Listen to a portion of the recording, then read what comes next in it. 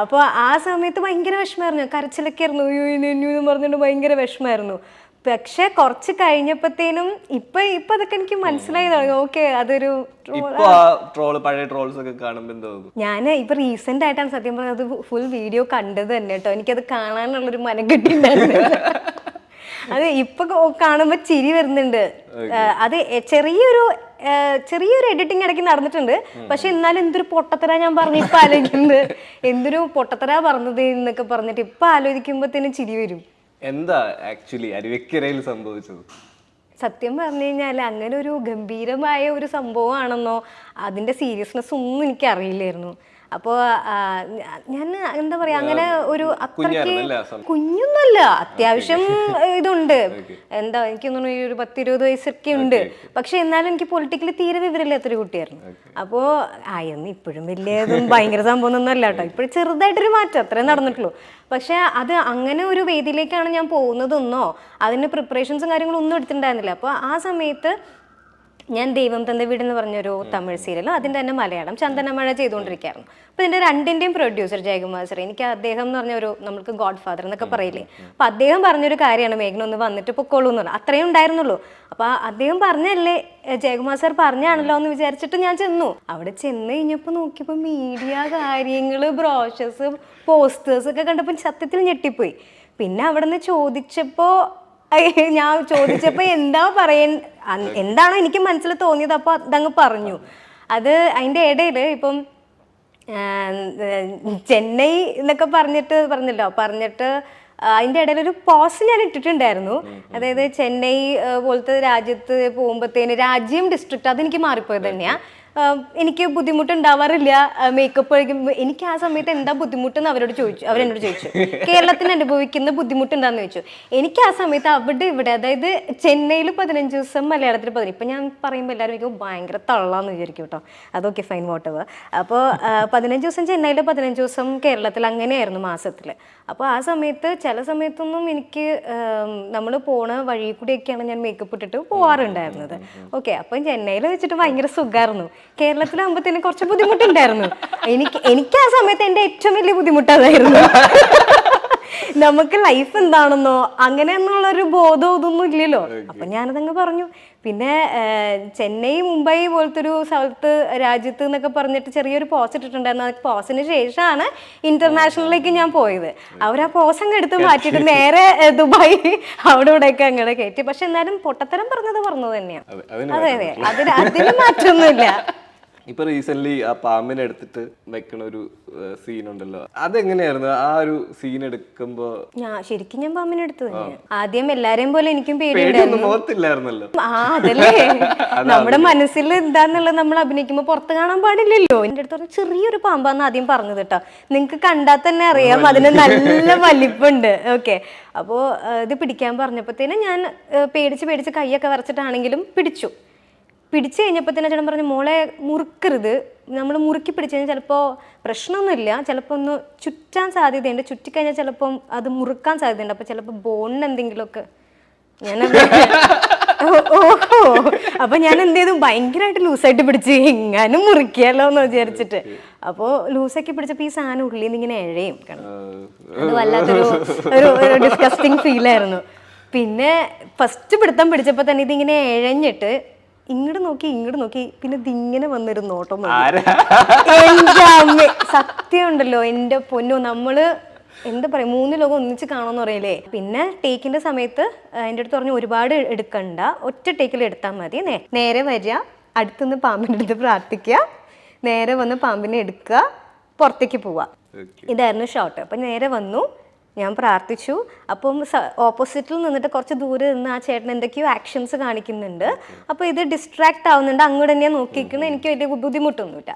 എടുത്തു കഴിഞ്ഞ് ആദ്യത്തെ ഒരു ടേക്ക് ഓക്കെ ആയി. രണ്ടാമത്തെ ടേക്കത്തേന് എടുത്ത് ഇങ്ങനെ പിടിച്ചപ്പോഴത്തേനും അത് എൻ്റെ ഇങ്ങനെ തച്ച ആ സ്റ്റിച്ച് ഉണ്ടല്ലോ അത് വിട്ടിട്ട് ഇങ്ങനെ ചീറ്റി. അപ്പോൾ അവർക്കുള്ള മൊത്തം ഡിസ്ട്രാക്ഷനായി. എല്ലാവരും എന്നും പറഞ്ഞുകൊണ്ട് അങ്ങോട്ടും ഇങ്ങോട്ടും ഓടാൻ തുടങ്ങി.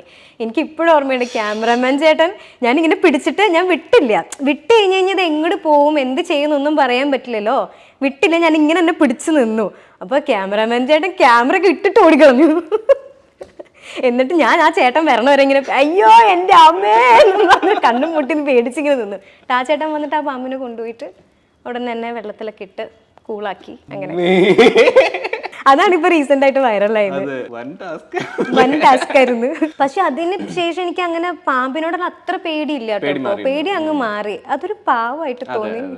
ത്രില്ലർ ചിക്കൻ പിന്നെ ഉണ്ടാക്കിയായിരുന്നു. എന്ത് സാധനം? ത്രില്ലർ ചിക്കൻ എന്ന് പറഞ്ഞിട്ട് ഒരു യൂട്യൂബ് വ്ളോഗ് ഉണ്ടായിരുന്നു. ലൈക്ക് ഒരു ഫുൾ ചിക്കൻ എടുത്ത് വെച്ചിട്ട് കൊച്ചിലെ ഉണ്ടാക്കിയത്.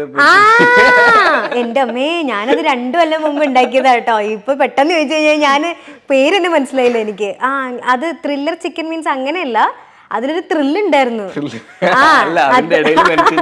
ഇതാണ് നമ്മുടെ ത്രില്ലർ ചിക്കൻ. ഞാൻ ഡിഷിന്റെ പേരാണ് എനിക്കതാ മനസ്സിലാവേണ്ടിരുന്നേ. ഒരു ഫുൾ ചിക്കൻ എടുത്ത് ഫ്രൈ ചെയ്ത് അല്ലേ, എന്നിട്ട് എന്നിട്ട് ആരും അറിയാണ്ട് ഇങ്ങനെ കിച്ചണിന്റെ സ്ലാബിന്റെ പുറത്തുനിന്ന് കഴിച്ചതായിരിക്കും. അതിനൊരു ത്രില്ല് ഉണ്ടായിരുന്നു. വെള്ളം വന്നിട്ട് ആ ഫുഡിനോടുള്ളൊരു അതിനെ എക്സ്പ്ലെയിൻ ചെയ്ത രീതി ഉണ്ടല്ലോ. നമ്മൾ പറഞ്ഞിട്ട് ചോറ് എടുത്ത് വെച്ചിട്ട് അതില് കുറച്ച് എന്താ ഫ്രൈന്റെ ആ മസാലയുടെ സാധനം എടുത്ത് വെച്ച് അത് ഭയങ്കര ടേസ്റ്റാ. നമ്മള് നോർമലി ഇപ്പൊ ചിക്കൻ പൊരിച്ചതാണെങ്കിലും മീൻ പൊരിച്ചതാണെങ്കിലും ഈ എണ്ണയുടെ അടിയിൽ ഈ മസാല കിടക്കുമല്ലോ കരിഞ്ഞിട്ട്, അതെടുത്ത് നല്ല ചൂട് ചോറിൽ ഇങ്ങനെ മിക്സ് ചെയ്ത് ഒരു ഉരുള കഴിക്കാന്ന് പറഞ്ഞാൽ ഭയങ്കര ടേസ്റ്റാ. അത് ചിക്കൻ കൂട്ടി കഴിക്കണേക്കാട്ടും ടേസ്റ്റാ. അല്ല, അത് അത്ര ഇൻട്രസ്റ്റ് ഉള്ള ആൾക്കാർ അങ്ങനെ പറയുള്ളൂ. അതുകൊണ്ടാണ് ഞാൻ ചോദിച്ചത്. ഫുഡി ആണ്. ഞാൻ എല്ലാം കഴിക്കും. കൂടുതലും നോണാണ് കഴിക്കുന്നത്. ഞാൻ ഭയങ്കര നോൺ വെജ് പ്രിയാണ്. കൂടുതലും നോണാണ് കഴിക്കുന്നത്. ഫേവറേറ്റ് ബിരിയാണി. എല്ലാ മെനുവും ഫുള്ള് നോക്കിയിട്ട് ഏറ്റവും അവസാനം ബിരിയാണി. അത്രേ. എവിടെ പോയാലും എല്ലാം നോക്കും. അത് ഇത് മാറ്റത് മറിച്ചത് എന്നൊരു ബിരിയാണി.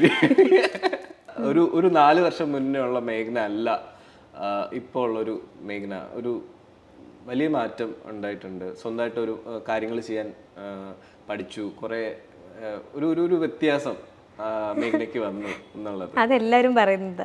അതെങ്ങനെയാ ആ ഒരു ചേഞ്ചിലോട്ട് പറഞ്ഞത്? ലൈഫ് ഭയങ്കരമായിട്ട് ട്രിഗർ എന്തായിരിക്കും? ലൈക്ക് ഒരു മൊമെന്റിൽ ലൈക്ക് ഐ ഷുഡ് ചേഞ്ച്, അല്ലെങ്കിൽ ഞാൻ മാറണം.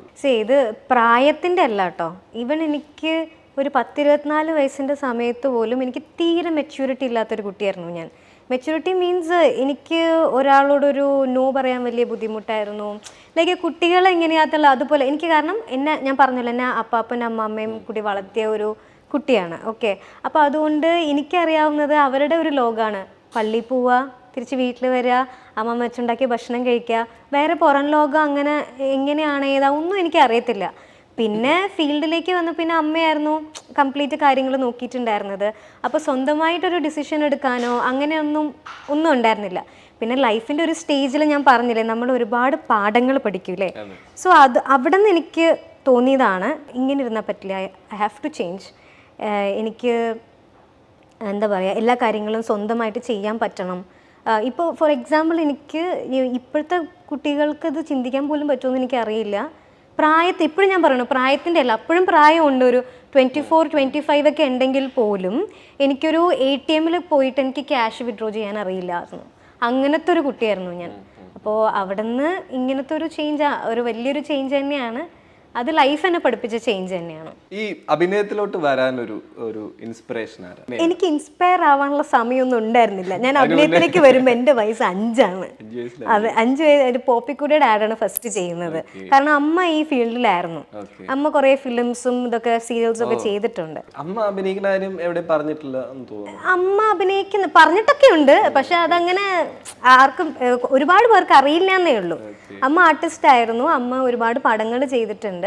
ആദ്യം അമ്മ പടങ്ങളാണ് ചെയ്തത്, പിന്നെ സീരിയൽസും ചെയ്തിട്ടുണ്ട്, ആഡ്സ് ചെയ്തിട്ടുണ്ട്.